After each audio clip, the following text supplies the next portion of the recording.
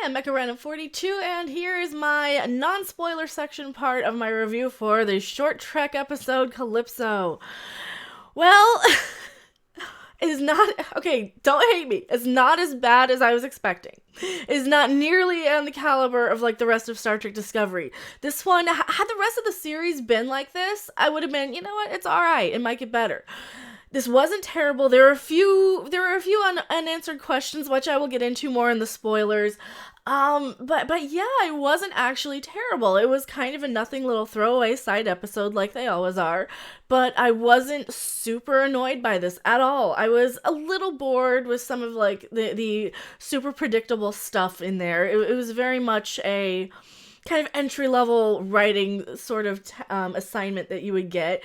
You know, and these short treks are very much, kind of, you know, first draft, you know, we're gonna throw one out there quick so we get CBS All Access viewership up.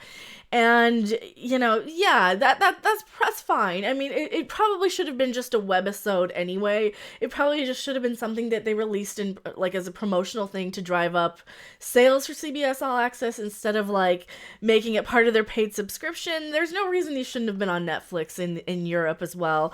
Apparently they were only available on CBS All Access in Europe, but, no, it wasn't nearly as bad as the Tilly episode. That Tilly episode, Runaway, I'll link that in the description to this. That one was god-awful with horrendous writing. This one was just kind of meh. I mean, I'd probably give this about a 6 out of 10. It's not great, but it's not terrible. It's nothing that I'm, like, super frustrated by or annoyed by. It didn't insult my intelligence too much.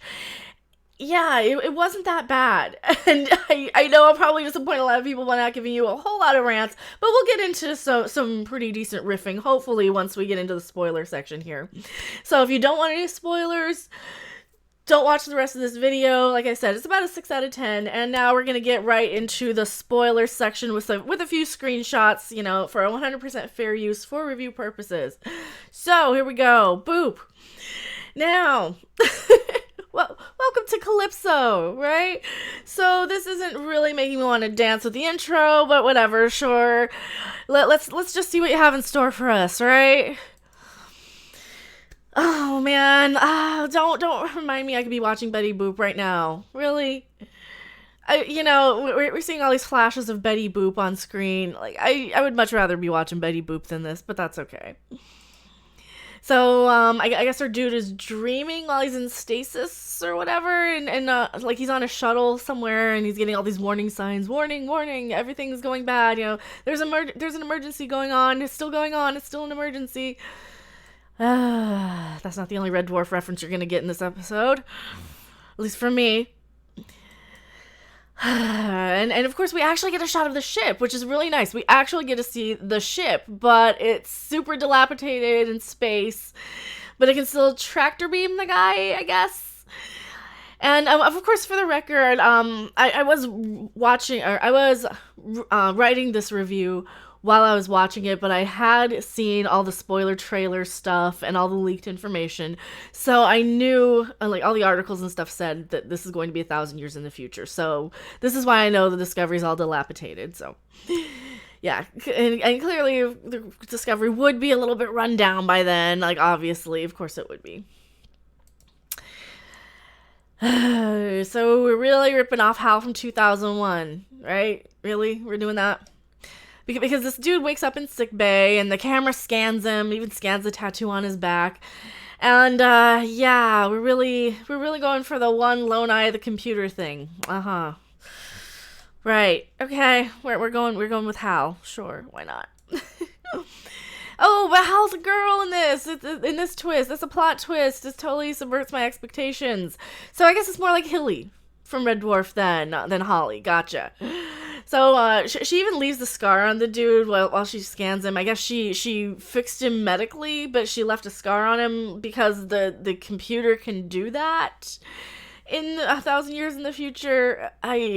Whatever. That's another one. That's one of the little annoying plot points, but, you know, also, here's the thing. If they had cameras in Discovery, like, we clearly see this camera eye of the computer is everywhere throughout the ship, right?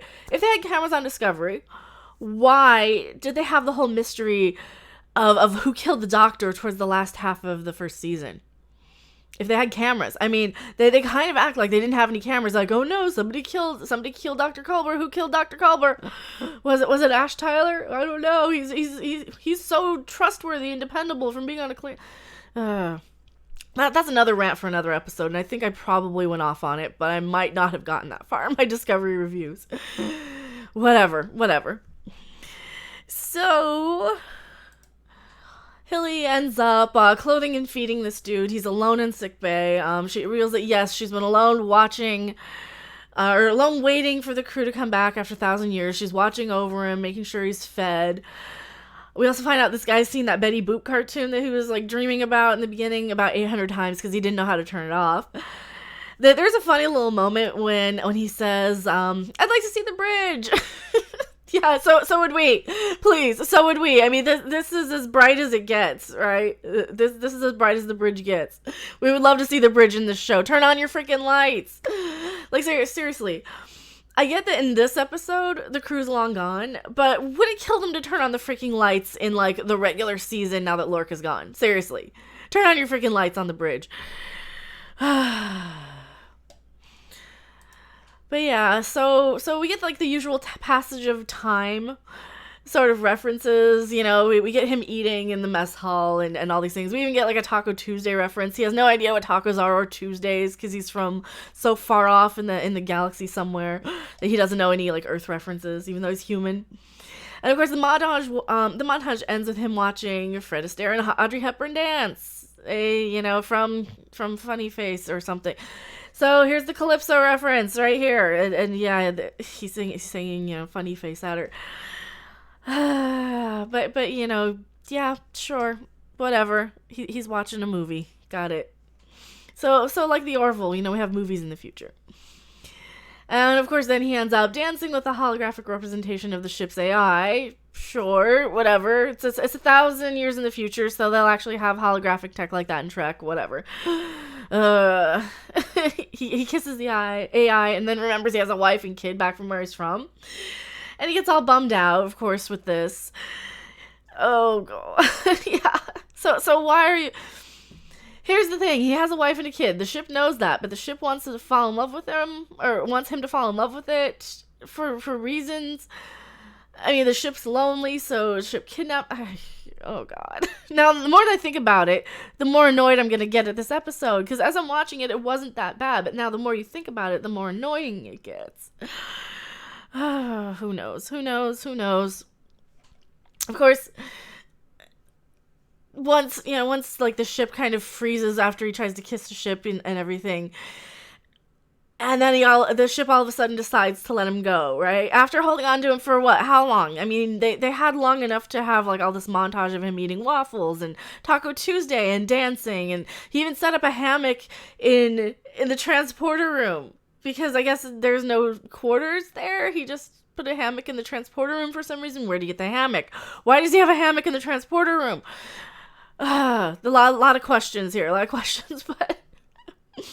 But yeah, I mean, if they said how long he was on the ship, I didn't see it because I was pausing every few minutes to take notes. So I might not have seen that. But how long was he on the ship anyway? And also, like, okay, I get that this is like a little filler nothing story. It's fine again, but they're kind of focusing on the wrong things in Star Trek again. They're focusing on this weird little love story between some guy floating in space and the AI in the ship that's been abandoned for 1,000 years. Yeah, there's even this little exchange about the AI wanting to know his real name and stuff, and she even gives him his name as a reference to the movie they watched.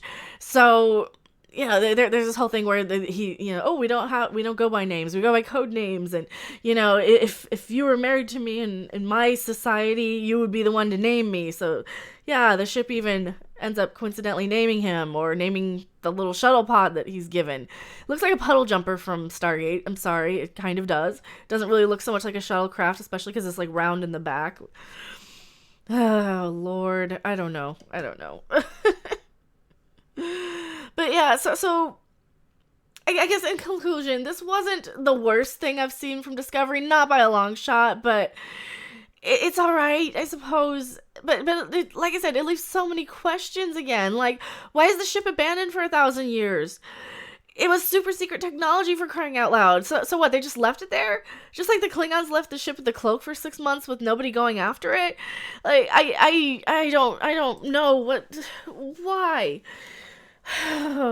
Now, the more I think about this episode, the less I like it. The more I might have to like redo my assessment of it. But oh god, at the end of the day, it's not terrible. It's not terrible. Just kind of don't think of it as even Discovery. Just think of it as a random ship that doesn't have anything to do with Star Trek.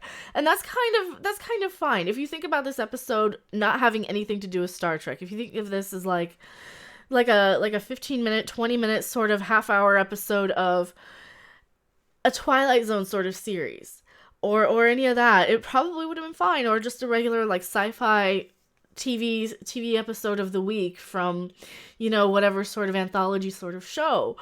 But this is Star Trek. And I get it, it's just one of these little filler episodes with none of the main characters. It's just like a throwaway thing just to get people to subscribe to CBS All Access.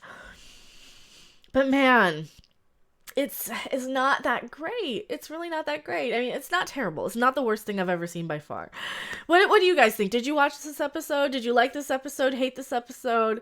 Tell me what you guys think in the comments section below. I have been Becca Random 42. I have Twitter, Patreon. I will link my review for the episode Runaway, the little short Trek episode Runaway, in the description below. I've reviewed most of the first season of Star Trek Discovery, as much as I could take of it. I have seen every episode, but I only ended up breaking them down for review up to a point. So thank you guys so much for watching, and I will see you guys on the next video or live stream. Bye!